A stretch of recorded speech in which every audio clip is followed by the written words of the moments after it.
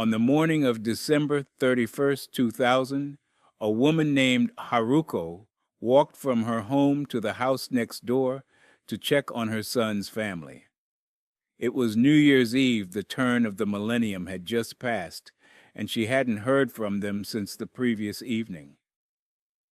The house sat beside the Sengawa River in Setagaya Ward, a quiet residential neighborhood in the western half of Tokyo. There were no nearby neighbors other than Haruko herself. She let herself in.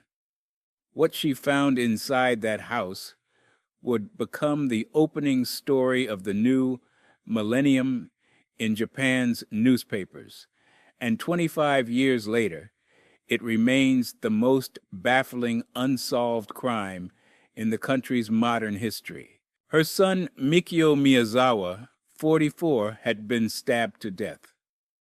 His wife, Yasuko, 41, had been stabbed to death. Their 8-year-old daughter, Nina, had been stabbed. Their 6-year-old son, Ray, had been strangled. All 4 members of the family were gone. And the person who killed them had done something that investigators had almost never seen before. He stayed, not for minutes, for hours. The forensic evidence paints a picture that is difficult to process. After murdering a family of 4, the killer went to the kitchen, opened the freezer, and ate ice cream. He used the family bathroom and didn't flush. He sat down at the family's computer, accessed the internet, and browsed websites, including, by some accounts, attempting to book theater tickets. He rummaged through drawers and scattered documents across the floor. He may have napped, and then sometime before dawn on New Year's Eve he left. But not before leaving behind more physical evidence than almost any murder case in recorded history. He left his blood type A from wounds he sustained during the attack, likely from his own knife when Mikio fought back. He left his DNA. He left fingerprints on multiple surfaces. He left shoe prints throughout the house. He left his clothing, a sweater, a hat, gloves, a hip bag. He left sand in the folds of his bag, sand that forensic analysis would later determine does not naturally occur in Japan. He left traces of bird droppings and specific tree leaves in the pocket of his sweater. He left fibers. He left, in essence, a forensic autobiography. In most cases, a single strand of DNA is enough to build a suspect profile. Here, investigators had everything. They could tell you what the killer wore, what he ate, where he'd likely purchased his clothes, what kind of sand was on his shoes, and the probable composition of his ancestry. And they still don't know who he is. Let me walk through what the evidence actually tells us, because the detail here is extraordinary. The sweater the killer left behind had gone on sale only 2 months before the murders. Investigators traced it and found that roughly 130 of those sweaters had been sold in the Tokyo area. They tracked down the buyers of 12. They couldn't find the other 118. The sand in his hip bag didn't match any known geological source in Japan. It was later linked to areas in Southern California and parts of East Asia, suggesting the killer, or at least the bag, had traveled internationally. The DNA analysis revealed something unusual. The killer appeared to have European ancestry on his mother's side, with markers that also suggested a possible connection to East Asia. This was consistent with someone of mixed heritage, which in the year 2000 in Japan significantly narrowed the pool. And yet it wasn't enough to narrow it to a person. 3 kinds of powdered fluorescent dye were found on the shoes and bag. This is the kind of substance used in stage performances, certain scientific experiments, or specific industrial applications. It was a strange detail, another data point that should have led somewhere and didn't. Now, I should acknowledge something here. When I list all of this evidence, it sounds like the investigation failed, and I want to push back on that instinct, because I don't think it did. The Tokyo Metropolitan Police dedicated enormous resources to this case. They investigated thousands of leads. They reanalyzed the evidence repeatedly as technology improved. As recently as 2025, they were still conducting public appeals, displaying mannequins wearing replicas of the killer's clothing at train stations, handing out flyers. The problem isn't effort. The problem is structural. DNA only works as an identification tool if the person it belongs to exists somewhere in a database, either directly or through a relative who submitted their own sample. As of today, the Setagaya killer's DNA matches nothing. His fingerprints match nothing. He is, as far as every national and international law enforcement database is concerned, a ghost. There's an assumption embedded in how we talk about forensic technology that evidence leads to suspects. In reality, evidence only confirms or eliminates suspects. Someone has to be suspected first. The DNA doesn't knock on your door and introduce itself. It sits in a file and waits for a name to be measured against. And in this case, 25 years of waiting has produced nothing. Some theories have centered on the possibility that the killer was a foreign national who left Japan shortly after the crime. The mixed DNA profile, and the fluorescent dye have all been used to support this. If the killer is living abroad and has never been arrested for another crime, his profile would simply never intersect with any database that could trigger a match.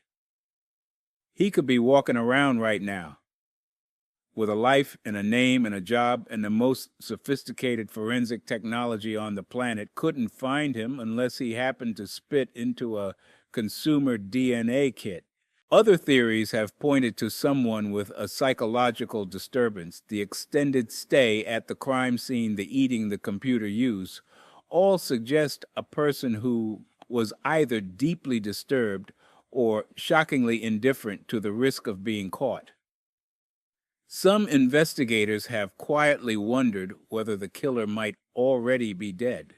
I don't have a strong theory on this one, and I want to be upfront about that. What strikes me about Setagaya isn't the mystery of motive, it's the gap between what technology can collect and what technology can do with what it collects. This case has everything except a match. And without a match, everything is nothing. The statute of limitations for murder does not apply in Japan. The case remains open. The Miyazawa family's house still stands largely unchanged beside the river where it always stood. The evidence exists. The answer does not. If the Setagaya case is defined by what the killer left behind, the next case is defined by what the killer let us see and how little it mattered. At 3:50 in the morning on April 18th, 2016, a motion-activated security camera inside the Creekside Church of Christ in Midlothian, Texas, recorded a figure entering the building. The figure was dressed from head to toe in what appeared to be police tactical gear, a heavy vest with the word police printed across it, a black helmet, gloves, and dark pants. In one hand, they carried a hammer. For the next 28 minutes, this person walked through the hallways of the church, occasionally using the hammer to break glass or pry open doors. The gait was distinctive, a kind of unhurried swinging walk that analysts and amateur sleuths would later spend years trying to decode. Was it a man, a woman? Someone with a limp or physical condition? The footage has been viewed millions of times, and to this day, nobody agrees. At 4:18 a.m., a pickup truck pulled into the church parking lot. A woman got out and walked inside. Her name was Terry Leanne Bevers Missy to everyone who knew her. She was 45 years old, a mother of 3 and a fitness instructor who was there to set up for her early morning boot camp class. The church's cameras didn't capture what happened next. But at just before 5 a.m., the first student arrived and found Missy on the floor. She had been struck in the head and chest. She was pronounced dead shortly after police arrived. What makes this case so frustrating is that the critical piece of evidence, the video, is simultaneously the most information-rich and the most information-poor artifact you could imagine. You can see the killer. You can study their posture, their height estimated between 5 feet 7 inches and 5 feet 9 inches. Their body language and their movement patterns for nearly half an hour. You can watch them try doors, peer into rooms, and wait. It is by any measure a remarkable piece of surveillance, and it tells you almost nothing useful, because every identifying feature, face, hands, hair, skin is completely hidden beneath the tactical gear. The gear itself became a focal point. It was mismatched the kind of equipment you'd buy online or at a surplus store, not standard police issue. This suggested premeditation. Someone had acquired the outfit specifically to conceal their identity. The police label may have served a dual-purpose disguise and deterrent. If a passing motorist had seen this figure through a window, they might have assumed it was a routine police sweep and thought nothing of it. And here's the detail that haunts me. There was a heavy thunderstorm in Midlothian that morning. The rain would have washed away footprints in the parking lot. Any tire tracks left by the killer's vehicle were gone.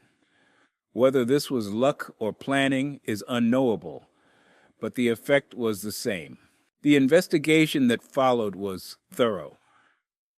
Over the past decade, Midlothian police have worked alongside the Texas Rangers, the Texas Department of Public Safety, the Ellis County District Attorney's Office, and federal agencies. They've received more than 10,000 tips. They've run forensic analysis on the footage. They've examined Missy's personal life, her social media, her relationships. No one has been arrested. No one has been publicly named as a suspect. I need to be careful here because the case has generated an enormous amount of online speculation. Missy's family dynamics were scrutinized. Certain people were accused by internet detectives with no evidentiary basis. I'm not going to amplify that because accusations without evidence aren't analysis, they're gossip. And they can cause real harm to real people. What I will say is this: the nature of the crime strongly suggests that this wasn't random. The killer was inside the church for nearly 30 minutes before Missy arrived. They weren't there to rob it. Nothing was taken. They appeared to be waiting. The timing, the disguise, the location all point to someone who knew Missy would be there at that hour on that day at that church. But knowing that a crime was targeted doesn't tell you who targeted it. And the disguise, the whole point of the disguise, was to make that question unanswerable. Now, you might think surely modern gait analysis can identify the person, and I want to address that because it comes up constantly in discussions of this case. Gait analysis is a real forensic discipline. Researchers have demonstrated that individuals have distinctive walking patterns that can, under controlled conditions, be used for identification. But under controlled conditions is doing a lot of work in that sentence. The Creekside footage was captured by low-resolution, motion-activated cameras in poor lighting. The killer was wearing heavy, unfitted tactical gear that would have altered their natural movement. The floor was different from outdoor pavement, and critically gait analysis works best as a confirmation tool. You compare a known person's walk to the footage. Without a suspect to compare against, the gait is just another piece of evidence floating in a vacuum. It's the same structural problem as Setagaya, dressed in different clothes. The evidence exists. It even shows you the killer in real time. But showing is not the same as identifying. And identification is the only thing that matters. As of April 2026, 10 years after the murder, Midlothian police confirmed the case remains active. Their statement said that no one has been ruled out as a suspect, which, when you think about it, is another way of saying that no one has been ruled in either. Missy Bevers was a wife and a mother, and a person who got up before dawn because she cared about helping people stay healthy.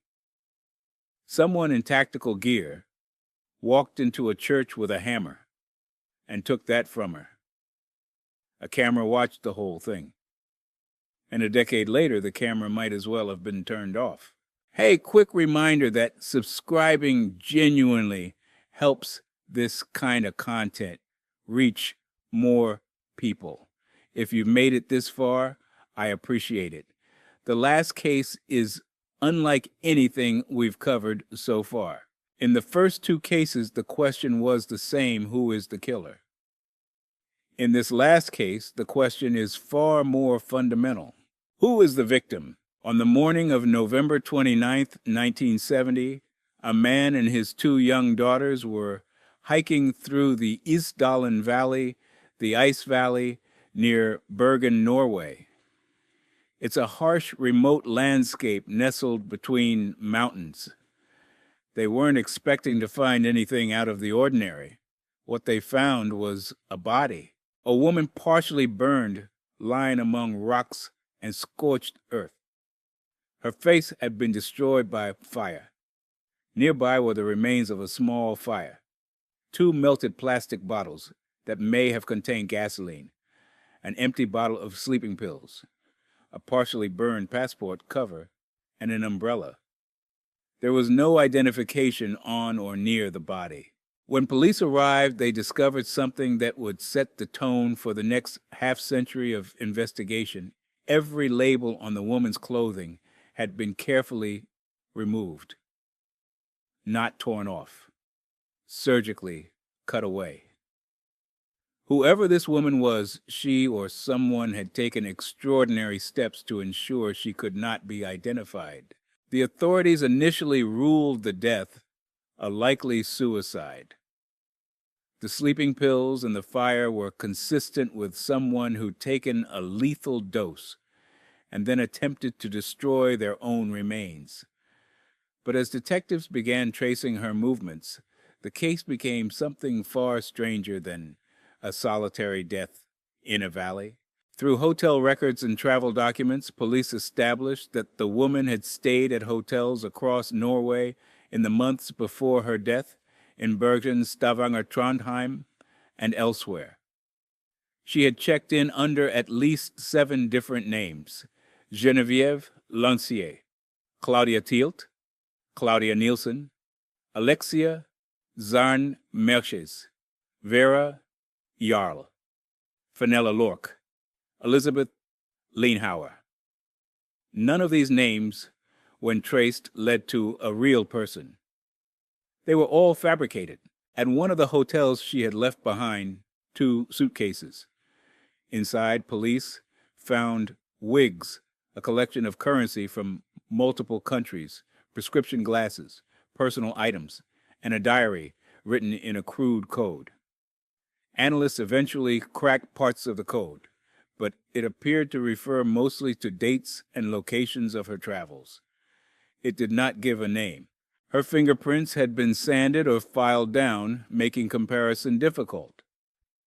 The forensic examination of her body revealed she was between 25 and 40 years old, approximately 164 centimeters tall, and had distinctive dental work gold crowns of a type not commonly used in Scandinavia. She spoke French, German, English, and possibly Flemish, according to hotel staff who had interacted with her. Now, here is where I have to discuss the espionage theory, because it's the one that dominates every telling of this story, and I think it deserves both serious attention and serious skepticism. Norway in 1970 was a NATO member at the edge of the Cold War's front line. Bergen was home to military and naval installations.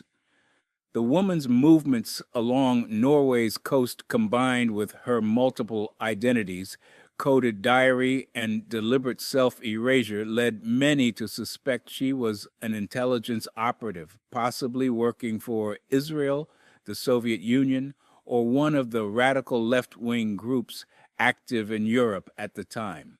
This theory gained further weight when it was later revealed that the Norwegian intelligence service had quietly launched its own parallel investigation into the woman's identity separate from the police inquiry. A classified file from December 1970 noted that the woman's travel pattern corresponded with the locations of certain Norwegian military activities. A fisherman near Stavanger reported that a woman matching her description had been observing naval movements.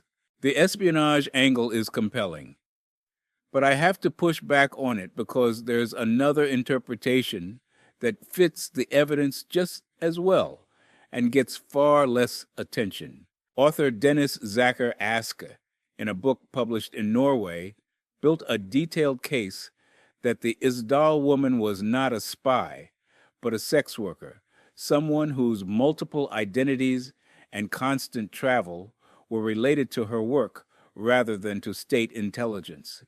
Ask proposed that her death was either murder or assisted suicide. This theory is less cinematic than the spy narrative, which is probably why it doesn't get the same attention. But less cinematic doesn't mean less plausible. And here's what I think is the real lesson of this case. It doesn't actually matter whether she was a spy or a sex worker or something else entirely. What matters is that more than 50 years have passed, and we still don't know her name. Not her alias. Her name. The technology applied to this case in recent years has been remarkable. In 2016, Norwegian police reopened the investigation. They extracted mitochondrial DNA from tissue samples that had been preserved since the 1970 autopsy. They conducted isotope analysis on her preserved teeth, a technique that reads chemical signatures deposited during childhood to determine where a person grew up. The results were strikingly specific that the woman likely spent her early childhood in Central or Eastern Europe, possibly near the Franco-German border, in a region consistent with Alsace or Bavaria. She appeared to have moved westward during adolescence, possibly during or just after World War II. Think about what that means for a moment. We can tell you with reasonable scientific confidence what water she drank as a child. We can estimate the latitude at which her teeth formed. We can trace her maternal lineage to southeastern Europe or southwestern Asia. We can reconstruct a rough geography of her first 15 years on Earth. And we still can't tell you who she was. The DNA has been run through international databases. Interpol has issued a black notice, a request for information on unidentified bodies. Facial reconstructions have been published. A joint BBC and NRK podcast called Death in Ice Valley generated over 150 tips from listeners around the world. None led to an identification. Compare this to the other two cases. In Setagaya, we know the killer's DNA, but not his name. In the Bevers case, we have the killer's image, but not his face. Here, we don't even know whose bones are in the grave. And that, I think, is the uncomfortable truth that ties all three of these cases together. We live in an era that has given forensic science extraordinary power. We can sequence a genome from a fragment of bone. We can trace sand to a specific beach on a specific coast. We can analyze the isotopic composition of a tooth and tell you what river a person drank from as a child. We can capture high-definition video of a crime in progress and play it back in slow motion, frame by frame, for a decade. And none of it, not one bit of it, works without a human connection on the other end. DNA needs a database. Video needs a face. Isotope analysis needs someone somewhere to say, I knew her. That was my sister. That was my friend. The technology can tell you where she grew up. It can't tell you who loved her. And without that, without someone stepping forward to close the loop, the most advanced forensic science in history produces the same result as no science at all. The Isdal woman was buried in a zinc coffin in Mullendal Cemetery in Bergen. The coffin was zinc because the authorities wanted to preserve the option of exhuming her if new information ever came to light. It's been more than 50 years. The coffin is still there. So is the question. Who was she? 3 countries, 3 decades of evidence, 3 cases where forensic technology had everything it needed and it wasn't enough. If you know something about any of these cases, the links are in the description. In every one of them, the thing that's missing isn't better technology. It's a single human being who knows the truth and chooses to share it. Thank you for watching.